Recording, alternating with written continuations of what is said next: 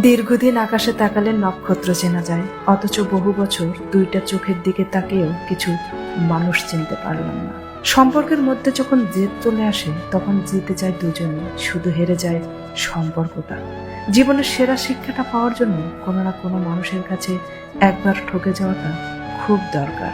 মানুষ সবচাইতে বেশি কাঁদে তখন যখন তার সবচাইতে কাছের মানুষটি কোনো কারণ ছাড়াই তাকে সবচেয়ে বেশি কষ্ট দেয়।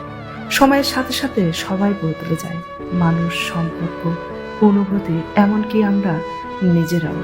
ঘুম কি অসাধারণ জিনিস, যদি আসে সব ভুলিয়ে দেয়, আর যদি না আসে তো সবকিছু মনে ঘুরিয়ে দেয়।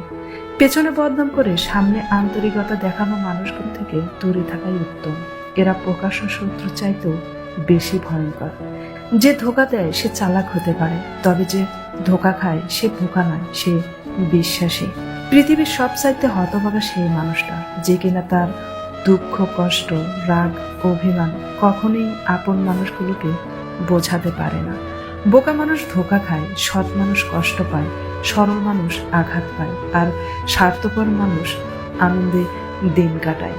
জীবনে যত আঘাত পাবে তত কাছের মানুষগুলোকে চিনতে পারবে কে তোমার কতটা আপন।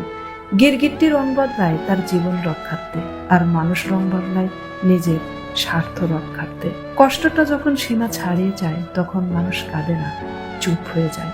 কাউকে যদি সত্যি ভালোবাসো তাহলে হাজার ব্যস্ততার মাঝেও তাকে একটু সময় দিও। হয়তো তোমার একটু সময়ের জন্য সবসময় সে অপেক্ষা করে। তুমি ততটাই ফিরে পাবে যতটা তুমি অন্যকে দেবে, সেটা হোক ভালোবাসা অথবা কষ্ট।